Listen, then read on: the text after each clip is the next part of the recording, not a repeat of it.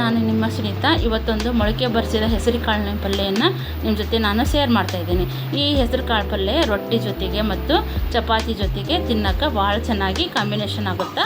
ಇದನ್ನು ಮೊದಲಿಗೆ ನಾವು ಒಂದು ಪ್ಯಾನ್ನೆಲ್ಲ ಬಿಸಿ ಇಟ್ಕೊಂಡು ಅದಕ್ಕೆ 1 ಸ್ಪೂನಷ್ಟು ಎಣ್ಣೆ ಹಾಕಿ, ಆಮೇಲೆ 1/4 ಸ್ಪೂನಷ್ಟು ಜೀರಿಗೆ ಹಾಕಿದ್ವಿ, ಆಮೇಲೆ ಒಂದು ಅರ್ಧ ಸ್ಪೂನಷ್ಟು ಸಾಸಿವೆ ಹಾಕಿ ಕರಿಬೇವನ್ನು ಕೂಡ ಹಾಕಿ ಚಟಪಟ ಆದಮೇಲೆ ಒಂದು ಸಣ್ಣ ಈರುಳ್ಳಿಯನ್ನು ಹೆಚ್ಚಿಟ್ಕೊಂಡಿದ್ವಿ, ಅದನ್ನು ಹಾಕಿ ಎಣ್ಣೆಯೊಳಗೆ ಬಾಡಿಸಿದ್ವಿ. ಸ್ವಲ್ಪ ಹೊತ್ತು ಬಾಡಿಸ್ಬೇಕು. ನಂತರ ಒಂದು ಅರ್ಧ ಸ್ಪೂನಷ್ಟು ನಾವಿಲ್ಲೇ ಹಳದಿ ಅಂದರೆ ಅರಿಶಿನ ಪುಡಿಯನ್ನು ಹಾಕಿದ್ವಿ ರೀ. ನಂತರ 2 ಬೌಲ್ನಷ್ಟು ಮೊಳಕೆ ಬರಿಸಿದ ಹೆಸರು ಕಾಳನ್ನು ನಾವು ಇಲ್ಲೇ ಹಾಕಿದ್ವಿ.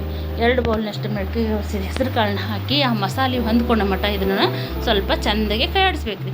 ಕೈಯಾಡಿಸಿ ಆಮೇಲೆ ಒಂದು ಅರ್ಧ ಗ್ಲಾಸ್ನಷ್ಟು ನೀರು ಹಾಕಿ ಮುಚ್ಚಳ ಮುಚ್ಚಿ 1 ನಿಮಿಷ ಸಣ್ಣಗೆ ಉರಿ ಮಾಡಿ ಇದನ್ನು ಬೇಯಕ್ಕೆ ಬಿಡಬೇಕು. ಕಾಳು ಚೆನ್ನಾಗಿ ಎಣ್ಣೆಯೊಳಗೆ ಸ್ವಲ್ಪ ನೀರಿನೊಳಗೆ ಬೇಯಬೇಕು ರೀ. ಬೆಂದಷ್ಟು ಕಾಳು ಚೆನ್ನಾಗಿರುತ್ತೆ. ಇಲ್ಲಾಂದರೆ ಇದು ಕಾಳು ಹಸಿ ಕಾಳು ಇರುತ್ತಲ್ಲ, ಜಲ್ದಿ ಗ್ಯಾಸ್ ಆಗುತ್ತೆ. ಒಬ್ಬೊಬ್ಬರಿಗೆ ಸ್ವಲ್ಪ ಇದು ಗಟ್ಟಿ ಇದ್ದರೆ ತಿನ್ನೋಕೆ ಆಗೋದಿಲ್ಲ. ನಂತರ ಒಂದು ರುಚಿಗೆ ತಕ್ಕಷ್ಟು ಉಪ್ಪು ಹಾಕಿದ್ವಿ, 1 ಸ್ಪೂನಷ್ಟು ಹಸಿ ಖಾರ ಹಾಕಿದ್ವಿ, ಹಾಗೂ 2 ಸ್ಪೂನಷ್ಟು ಹುಳಿ ಹಾಕಿದ್ವಿ ರೀ.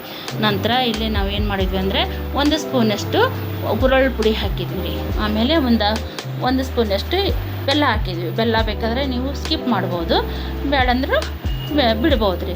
ಆಮೇಲೆ ನಾವೇನು ಮಾಡಿದ್ವಿ ಅಂದರೆ ಇವೆಲ್ಲ ಆದಮೇಲೆ ಸ್ವಲ್ಪ ಇದನ್ನು 1 ನಿಮಿಷದಷ್ಟು ಬೇಯಿಸಿದ್ವಿ ರೀ. ಬೇಯೋಕ್ಕೆ ಸಣ್ಣ ಉರಿ ಮಾಡಿ ಬೇಯೋಕ್ಕಿಟ್ವಿ ರೀ.